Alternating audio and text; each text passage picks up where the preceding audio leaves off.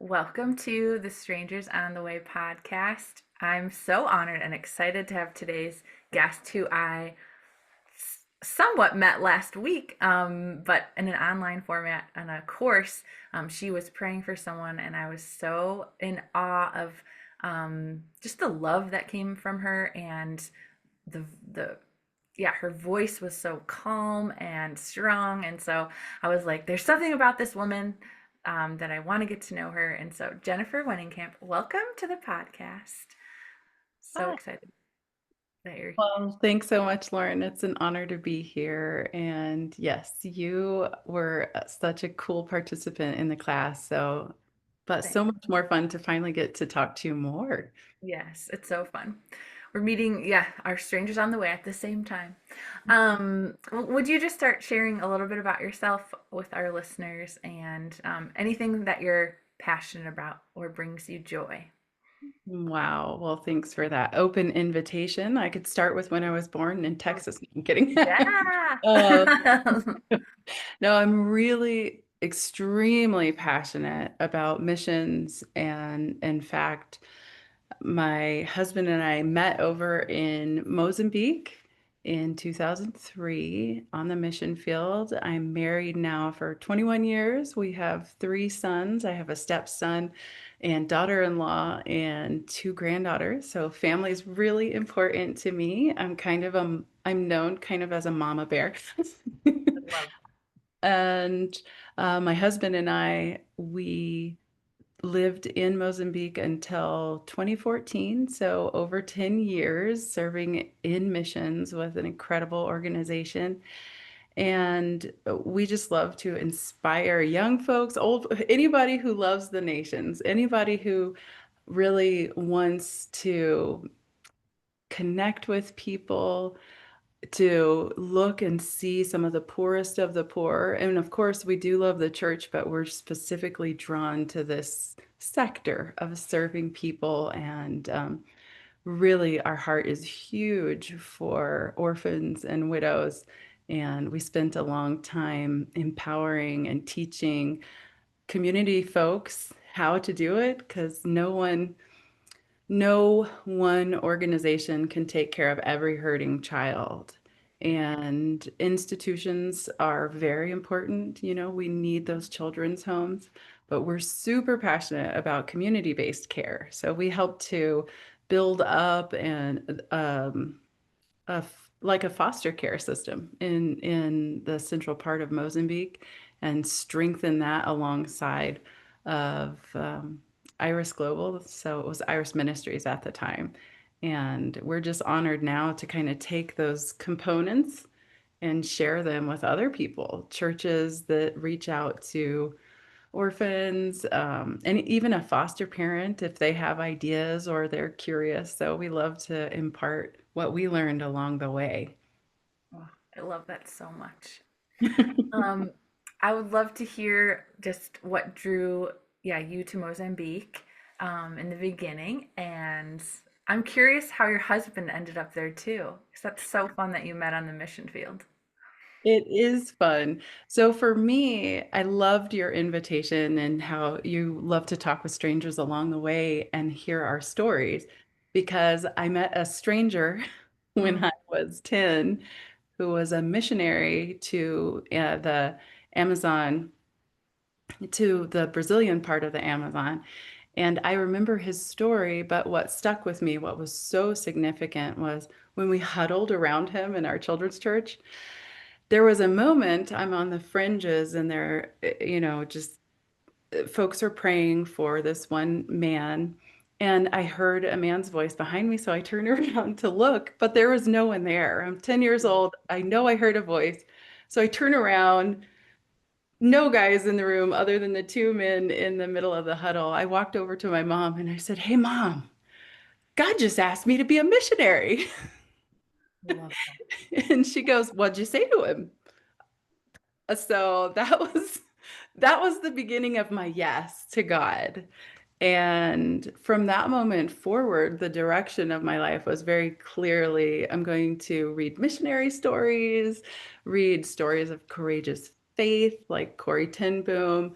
look into some women ministers, Amy Semple McPherson, some of the people who we could have as role models. Yeah. And from that moment forward, I began to really just dive into a relationship with this personal God that would speak to me. Now, it's the only time I think I heard a voice, but I could really sense God's direction on my life, especially through getting to know other people, getting to read the Bible and learn how other people related to God. It grew my faith a lot. And at one point, I knew I was going to go to Mozambique. God had shown me a very clear picture, but I was only 11. Wow. So I had to grow for a long time into how do you do missions? A lot of missions trips, a lot of volunteering, doing local things with the poor here, not just trying to go out. We got to make sure to live and love folks around us. And my parents taught us that really well. We did soup kitchens and all kinds of things, volunteering at our churches or in our community. And then when I was 17, I did a DTS, Youth with a Mission course, and went to India. While in India, God very clearly said, study administration. I'm Mm. artsy fartsy, so that was a surprise. And I didn't know how that was going to get me to Mozambique until I was at a Voice of the Apostles conference in 2002, and I met a woman who said, "We need administrators." And I raised my hand like a schoolgirl. I was like, me, me, me. Wow. Um, so that was Heidi Baker, and I went out there in 2003, started just kind of administrative support, met my husband out there, was like, oh, he speaks the wrong language, God. Other than that, he meets my list. Mm. I and the next time I came back, he spoke my language. Wow. So, yeah, that was how I got eventually to Mozambique, was just this path of missions, very clear direction from God on what skills to train in and grow. And then I hadn't really, I had loved nuns and the Catholic Church and thought, God, do you really want me to get married? So I started praying for my husband because I felt like my path was to get married. I did have a very clear list Hmm. of things about my husband and myself as a wife and a mom. So he truly met ticked all the things. He's 4 inches taller than me. I can wear my favorite pair of high heels. I mean, that was ridiculous, but I it was on love the list. it. I love it. I met him in Mozambique. I had dear friends who said, wanted to set me up with a son. And I said, out of my mouth, I said, I believe my husband's in Mozambique and I'm going to meet him over there. And when I heard myself say it, I was like, oh, that sounds true. And I did. And now he had also been at a similar type of, not quite Voice of the Apostles, but it was a Randy Clark conference in Brazil, in Curitiba. And God radically freed him from just some of the struggles where he was dealing with his past as an orphan. So he was adopted and raised by two extended family members. So still a good upbringing, but had a lot of that orphan spirit. Like, who are my parents? The rejection, that pain. And God radically touched his life at this conference. And he walked away from his job so he could go to another conference in another town. He was so hungry for God. And at that, I think it was a 3-day conference, they said that they were looking for Brazilian missionaries and he um, to teach in the Bible school. And he had completed seminary with the Foursquare Church, so he was already licensed as a minister. And he was like, that's it. That's what God has called me to do. 8 months after that conference, on February 2nd, 2002, so 222, all the twos, he landed in Mozambique. And what he thought would be maybe just a temporary thing because he has a vision for other countries. India was one of the major things where he just saw God's heart for that amazing nation, and he didn't know if Mozambique was going to be a long-term thing, but it ended up that he stayed with the same organization with Iris for forever. I guess we're still connected. So, but yeah, we served there and I met him there my very first trip in 2003. And like I said, he spoke Portuguese and I spoke English. So although when I saw him come through the visitors' doors, and I was like, oh, he's tall, dark, and handsome, beautiful man, fit everything. He started speaking Portuguese. And I went, wrong language. Um, but we seemed to understand each other. And I prayed for him. That was July, August of 2003. I prayed for him every day because when he was talking, I felt my heart breaking for him. And when I came back in January of 2004, God told me, that's your husband. Wow. I love that. And then I mean, did things just happen pretty quickly? yes, yes. I love it. Very quickly, we had to ask. Uh, God told me he was my husband. Pastor Jose Novella was like, "You two are gonna get Oh. married." We had a lot of confirmation, a lot of people, and then we did marriage counseling with his pastor in Sohizu, and we did marriage counseling with my pastor in Colorado. And we got permission from Heidi and Rolland. We got permission from my mom and dad and from his Mm. mom. So it was a big to do, pulling the whole world together just so two people could get married. Wow. Yeah, it I love happened it. very fast. We were married June 12th, 2004. Wow. Oh, I love that. It's so neat. Some people say like, you keep serving and then your spouse will just be running alongside, and it's like literally that's what happened. Wow. So And it was very quick. Like when you said, was it quick? I had a great plan. I was going to get my undergraduate in nonprofit admin. I was going to move on to my master's, which now I do, same field, same interest, international law and human rights. But it's way later. My plan was so condensed, and mm, God had such a better plan. Running alongside him for those 10 years is what gave me the questions for mm, research during my master's program. It gave me the passion to elevate some of the stories we gathered in our many years of just working with the people there in Mozambique. So, running alongside when our yes to God is so clear, the people who are to run with us, they do really come alongside us. We have lifelong friends from where we lived in the central part of Mozambique and people who've spoken into us. But most of all, I'm married to my favorite human in the whole mm, world. And on a bad day, because we're human, I remember that how God brought us together and confirmed that these two wildly different cultures, we can form our own family culture.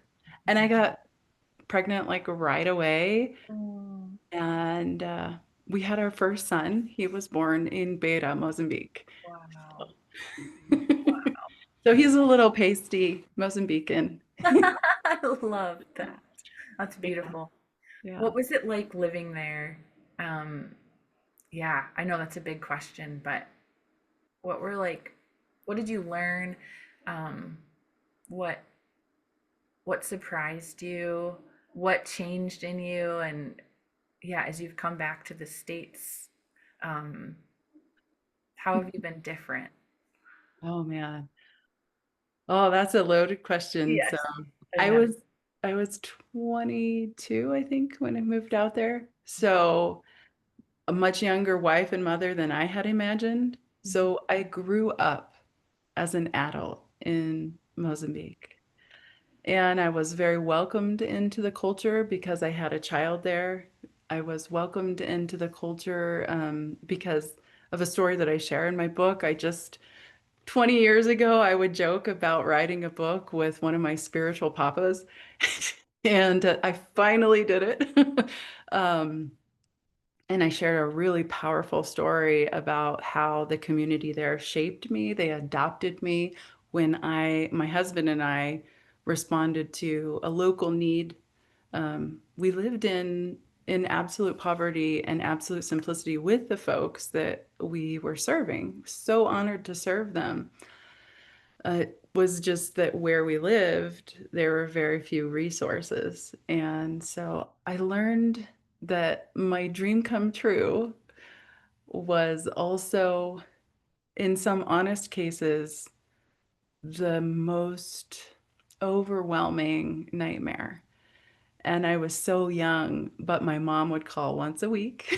We would talk and pray together. Um, and I learned the power of my international community. One community adopted me, and one family and community stayed so close, even though we were literally oceans apart. That really taught me the essential role that we have in each other's lives. We never know if it's a chance meeting where your smile is just brightening somebody's day, or if it is a lifelong connection, like my son's godmother. She was with us when she was also a missionary for Iris, and she was with us in the private clinic when Jonathan was born. She still comes out to see us in Colorado, and a lifelong friendship that I could have never imagined. So it's shaped me into a person who not only loves the poorest of the poor in Mozambique, but I learned how to love the person right next to me, whether it's you on this podcast, whether it is my mom or my sister, my family. I learned how to not prioritize people on an earthly scale. Like we have Maslow's hierarchy of needs. So I must give all of my attention only to the orphan and the widow. I was very driven, very. Um, and God just softened my heart and showed me how much I needed other people too. I don't need to just give, I need to receive love. And that has created in me a hunger to not only love the poor, but the poor in spirit. So to see someone who is maybe feeling hopeless and remind them who they are. Maybe they're not the perfect parent, but maybe they actually are, by God's design, the perfect parent for their child. They don't have to compare themselves to somebody else, but trust that Papa God, Daddy knows what he's doing. He gave this incredible assignment and he sees you for who you are or for being that neighbor, that brother or sister. And you are the perfect son or daughter or brother or sister for the person that God's called in your life. So, really taking the big picture, I think the American culture is very competitive. We have a lot of sports. We didn't really have that in Mozambique. So there's something distinct about championing people and a spirit of excellence, you know? And so I got to bring that back here and champion people for a spirit of excellence. Rather than getting the perfect trophy, it's discerning the perfect moment, perfect assignment, and God's perfection working in and through us. So that is really big. Yeah. Kind of the bubble of what I learned is how to love people, not just the people that I feel so called to, you know. And Yeah. that was the start. I Yeah. needed to start with what I had a clear vision. I had a clear vision for loving orphans and widows in Mozambique from when I was 11. So, but that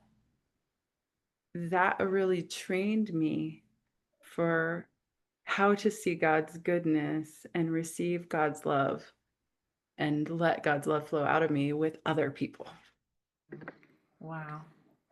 That's that's like um really beautiful to yeah, to recognize that and it feels like you have a humility to yeah, like coming back here, I'm sure um yeah, it's like a different form of need in some cases and being able to love people and their needs as well. That's really profound. Yeah. Oh, thank you. It also, I mean, humility and a little bit of humiliation along the way, like God correcting my, like Yeah. redirecting my GPS, because it's easy when we serve the poorest of the poor to be offended Yeah. at maybe the wealthy Sure. or or selfishness or I wasn't the best friend of other missionaries for a while there because I was so like driven and focused. Yeah. So I think I'm honored that you said humility because that's learned. Mm. That's like just in this place of knowing my need for God and then letting go of judgment on the West and the Western church. Mhm. The West is beautiful and there's a lot of abundance here. Yeah. And oddly, there's still a spirit of poverty. Like, I don't have enough. Yeah. There's a thought like, well, I need, that the grass is greener on the other side, right? Yeah. Yeah. And it would make me so angry, and I running food programs. So we did food relief for hungry, and it's like folks who are literally dying of starvation. And I would hear someone say, "Oh, I'm starving." And Yeah. it was like the internal rage. And I had to learn how to have, a lot of us are called to serve in the things that make us angry. We're like, oh, that is unrighteous, that there is someone who's being oppressed, but not, I had to let go of the offense Mm. towards the wealthy. I had to let go of the offense towards, just normal folk around me. Everybody's trying to live their life, and we don't have a lens of what it looks like when someone hasn't had a meal Yeah. and they're literally their body's wasting away, either from lack of food or let's say a severe illness, that has starved their body. And so I would get so, on fire Yeah. and had to learn the place for that. There's a time and a place for everything. And so it began to be a question of humility. Can my love for our children, because we raised kids in our home, so we would, it started with baby Annabella, but then we had Seba, he still calls us. And just from there, the children who needed mom and dad in a different way, or maybe they're trying to go to high school and we're closer to the high school. It was so easy for me to love them. It was easy and light. And then I had to ask God to give me that easy and light for Western folks because I didn't have it. I Yeah. mean, I didn't have to share at Western churches. I had a lot of good funding, not great funding, but I had families that supported us. Mhm. So while I was working towards compassion for the West, um, I wasn't very embarrassed, but I would have been if people had asked me. So you saying that now is like proof pudding that God changes hearts. Mm. Yeah, he's good to us. Yeah. Yeah. Aw. What's one of your favorite moments from Mozambique? Oh man, it's There's gotta a million. be, there's so many, but it's gotta be, oh man. I think that the moment that my son was born in Mozambique and I became a mother, I recognized that it wasn't my calling as a missionary that was the most important thing. It was my identity as a mother. Wow. God had called me to be a mom and created me for this moment. And it was a pivotal moment for the rest of my life. And there's so many good and great stories, but that was an anchor for me through moments when, a church board meeting went haywire, or, you know, volunteers or missionaries are like sick, sick, sick. They've had diarrhea for God knows how many times, and you're like, you have to eat something, you have to take malaria meds. Yeah. So there were a lot of hard things about being a missionary. And so, rooted in my identity first as a daughter of God, I've got a good dad. Yeah. But then that pivotal change, I'm a wife. So I have my most beloved person who God's put in my life, and we together, there's such a protection. Like if somebody's begging me for $100 for something that is truly going to save their life, but I have 10 other people saying the same thing, my husband and I could come together in their shared wisdom, and we'd be like, oh, we need a better system, and we meet with the pastors, and together we were like a dynamic duo, and we are like, I love his wisdom. And he has an incredible gift of faith. I mean, who goes out to Mozambique after just rocking and rolling on the ground in a conference and is like, oh, I'm going to be a missionary? So Yeah. he has a tremendous faith. Hmm. But the moment of becoming a mom, it was again another layer of the dream that God had for me coming true. Hmm. And there's sub stories around that because I didn't know where my son was going to be born. Like we had a change at 7.5 months. We had a change in what we had thought was going to happen, which clinic we thought he was going to be born in. And one of the time around the end of my pregnancy and his birth is funny. It's pregnant. Yeah. It's pregnant with incredible things, but some of the stories that I heard from people in that time, and there was a story that I kind of mentioned to you, but in our chat before the interview, that was one of the most, I think, directional times in my life. I wasn't sure what it meant to be an administrative missionary, Mm. to be, the behind the scenes kind of serving person. But for some reason, because I did interviews, to get history, family history, cause of death, are there any brothers or sisters? I'm listening a lot. Yeah. And so one of the stories was when we were in the beach house in Beta, and a woman came and sat with me, and almost the same sense of just needing to hear her story came over me. And so I'm just listening to her, and she tells a story in first person, and she's a minority group in that central region of Mozambique. She's from the Ndau, and she tells a story in the first person that stuck with me to this day. Mhm. And it was a 500-year-old story. Wow. And I I collected it. It was like I could see her as she was telling the story. It was like I could see her story. She went on to tell a series of stories, but that one became one of my major goals for looking into human rights and international law, Mhm. because we have the birthplace. This is a complete jump over, to my present, because that was 20 years ago. My son is 20 years old. But Mhm. that story stuck with me so profoundly that I would listen for an oral history in a completely different way from then on. If you're interviewing a mother or a father of an orphan or a family member, we're usually talking in the first person about present tense. She was speaking in the present tense about something that had been passed down to her from generation to generation.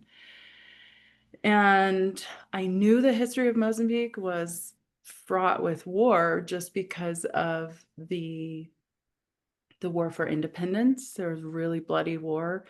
The 70s, 80s, early 90s, just really very violent in Mozambique. It was the poorest nation. I think when I first moved there, it was still one of the poorest nations in the world.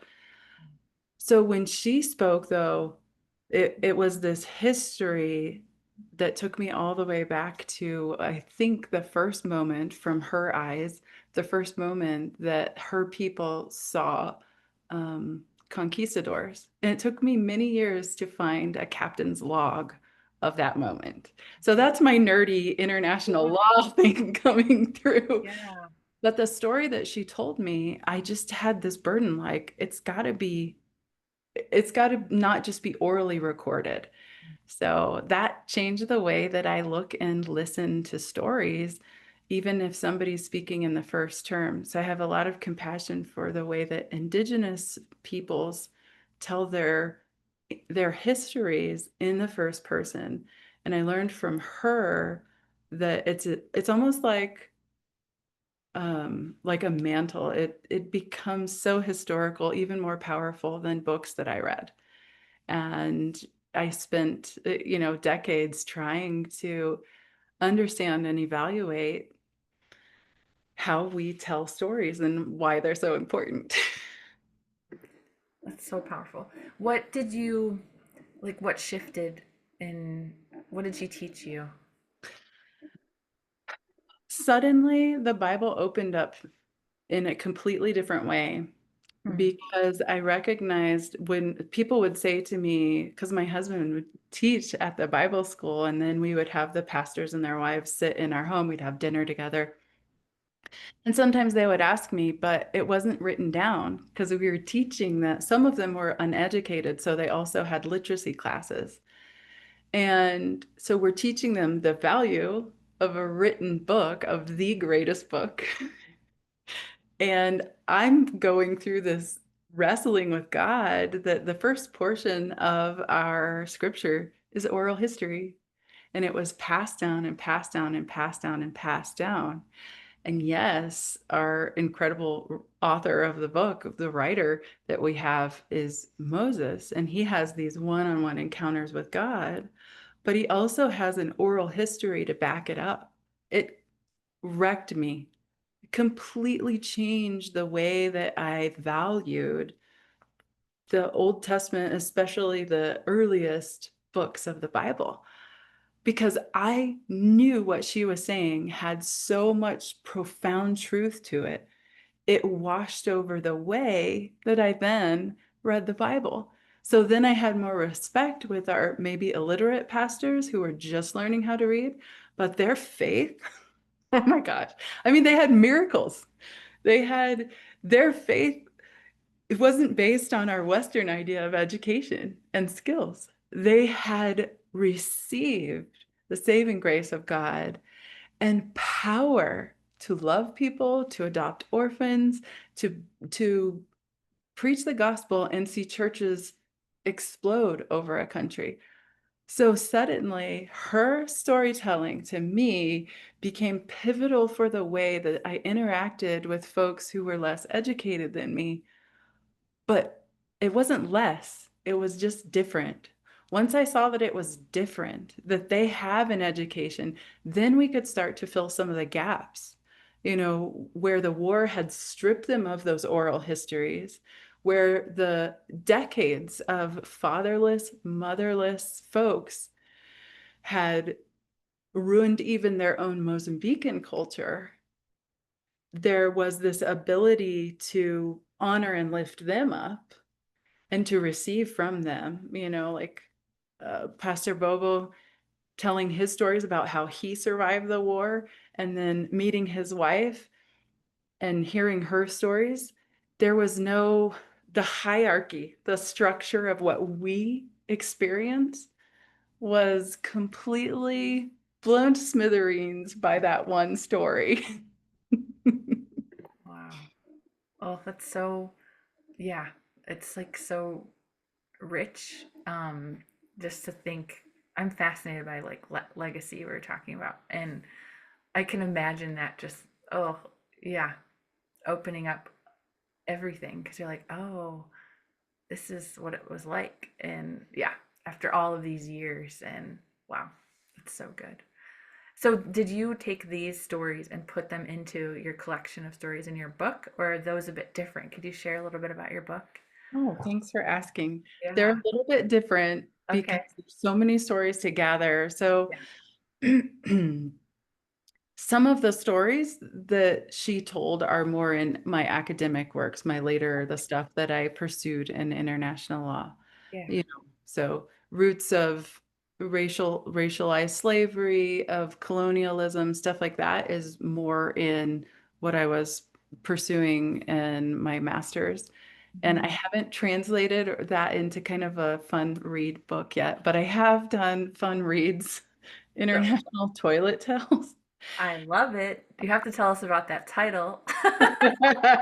Well, um, yeah, so the stories that I heard from folks or that we would share at our table when either the pastors and their wives would sit with us, or when volunteers would come and sit with us, or our kids, we learned very, very quickly that Western folks needed very poignant questions about how their gut was doing. True. Um, and so we learned pretty quickly to remove the taboo around when was the last time you went to the loo and didn't have a problem. Sure. Um, and so I would joke with my friends that I was going to write a collection of toilet tales because people think I'm so serious. And I'm like, I'm raising babies. Like we're Yeah. cleaning diapers and talking about, you know, you're asking a little kid, oh, did you flush your poo doodly down the toilet? So it's this huge contrast from pursuing academic world, international law, the foundations of so many of the things that we're facing today versus just human. Everybody, start your meal with the end in mind. Mm.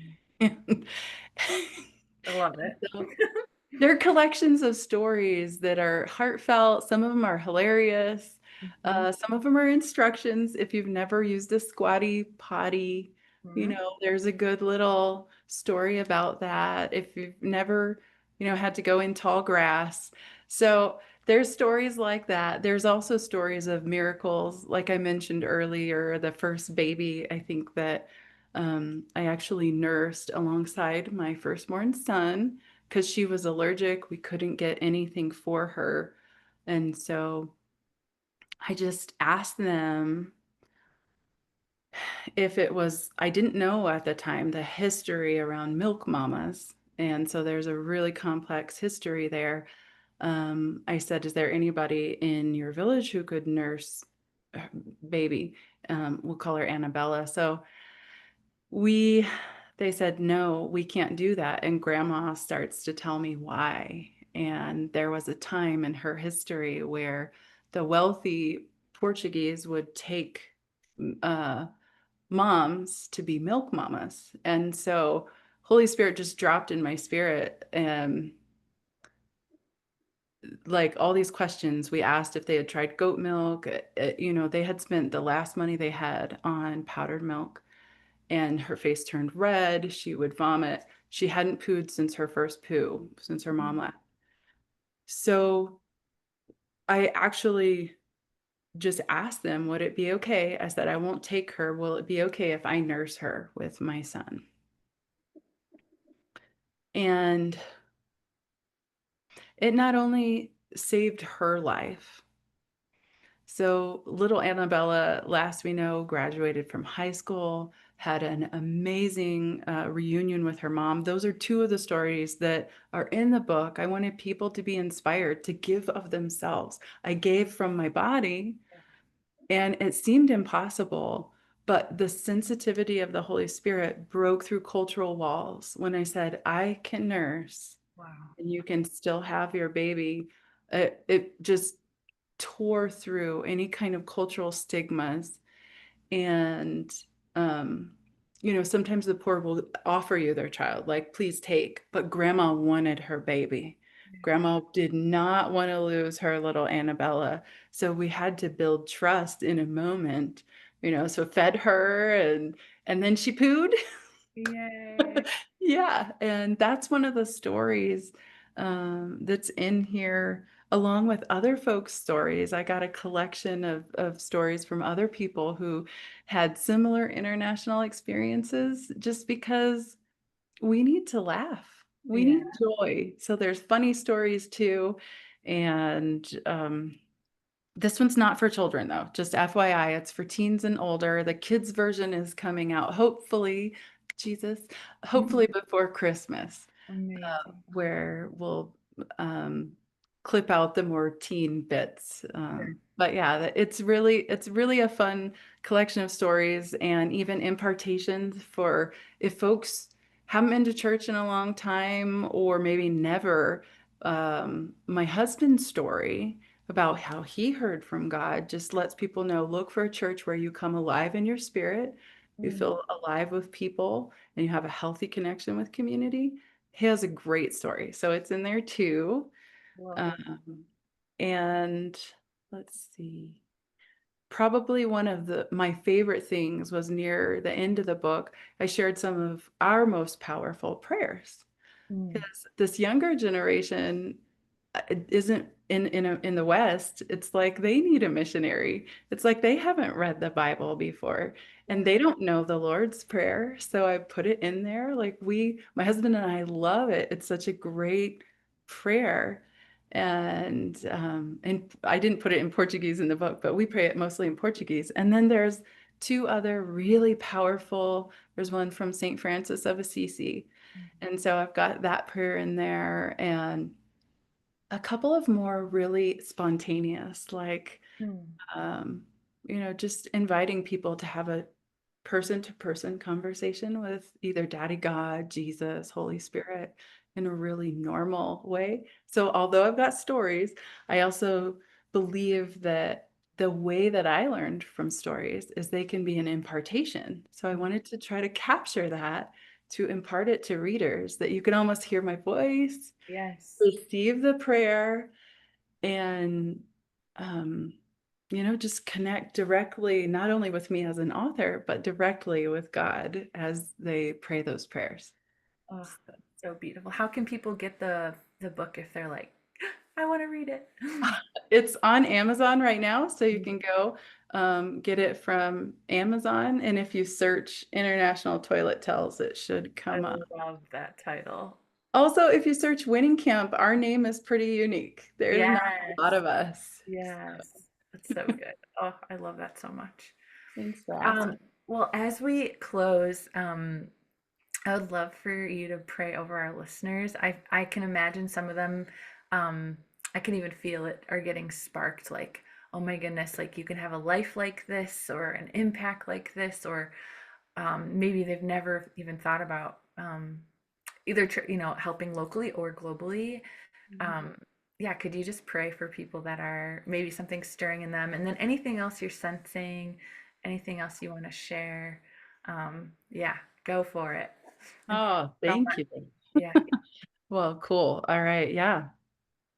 I just remember as we were praying together, you had that image of a rowboat. Wow. So there's something God's definitely releasing over your listeners, almost like rowing through really difficult waters. But actually, the Prince of Peace is in the boat with all of the storm from the outside seeming to wreck a little bitty rowboat. Actually, the Prince of Peace is just establishing his power that changes the way that the person with the oars in their hands actually is able to reign in his peace, reign in the peace of God. So the person of Jesus is with you as you're listening. If your life feels kind of rocky, or if your dreams haven't come true yet and there's not a clear path, actually, there is not necessarily a map, but the Prince of Peace, whose voice is guiding and directing, almost like a voice behind you. And the way that you hear from God is unique and important and powerful I feel like it's really important to say to some folks that you're not crazy hearing from God, and that there's a grace, a peace for you as you write in a journal and go back to what you're writing. Some of the pieces that are disconnected or maybe are really wild, and you're like, I don't know, that seems kind of crazy. There is going to come together a little bit of order. So it's not just about a lightning bolt of hearing from God, but there's just consistency in the relationship with God. And many of your listeners, Lauren, they're hearing from God. They're learning how to discern the voice, the way that God speaks to them. And you are also getting an increase in the people that you impact. God's really going to draw some powerful voices to your podcast.